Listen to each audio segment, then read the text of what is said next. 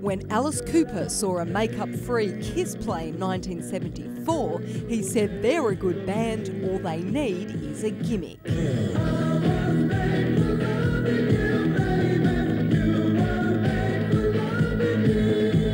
Now, over 30 years later, Kiss are one of the most successful rock bands of all time. But to look under the makeup, we caught up with the band's singer and founder, Paul Stanley, still on a starry mission to show that anyone can have success. You set your goals and you set your challenges, and you really don't let people get in the way of you trying to achieve them. You know, people who tell you what you can't do are usually the ones who failed. You know, so you don't need people telling you, what you can't do. You need people around you telling you what you can. It's been a long-term ride, but Paul's now on a break from kissing to go solo. And he's got a new album, Live to Win. I kind of sat on the sidelines and let everybody do their thing, and finally I thought, it's about time I did this. I just didn't realize that it had been 26 years, I think, something like that. It's been a long time. The next one, if I waited that long, should be called Hope to Live. For a man who's already won, living to win isn't about fame and fortune. It's about being brave enough to keep trying. If you do things, according to your own, plan and whatever you have in terms of a desire, even if you don't succeed, you win. If you fail on your own terms, as far as I'm concerned, you're a winner. Well, it was back in the 70s when this star child first toured Oz, leading Kiss through what was then Kissteria. It was mind-boggling, to play and do all these stadiums and also have to be on the bottom of cars, so people wouldn't see us, or have the whole floor of a hotel and bring in beautiful women like yourself to have a good night with, and it was great.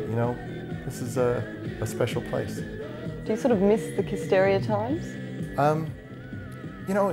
Now it's kind of like being at a buffet and just not eating as much, it's still all there. Tune in to Showbiz tomorrow for more from our chat with Paul Stanley.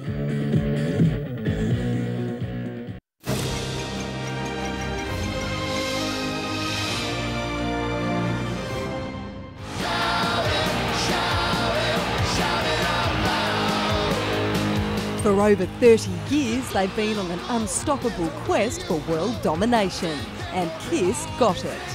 With or without the makeup, their founder Paul Stanley is an icon, and is in Australia to kiss and tell about his first solo album in over 20 years. You find new challenges for yourself, and to go out there without the band and just go out there and do a show of songs that I love is, it's a joy for me. The album's called Live to Win, and even though world domination's in the bag, this star child says he still has to win every day. Whether it's losing somebody or gaining somebody else, or the challenges that you have in life and going against, the grain, that's what my life's about. With the Kiss Army fan base as solid as rock, their legacy even today passes through the generations. It's a great thing when you're on stage and you look out there and there's people holding up their children. It's almost like a rite of passage. I mean, I think it's really cool that parents can say, this is what I grew up loving, and passing it on to their kids. I kind of feel like I'm very fortunate that I was there in the beginning and I'm there now. Paul's creativity doesn't end on the world stage. He was an art student back when the band first took over, and then 6 years ago, during troubled times, he turned to an old friend.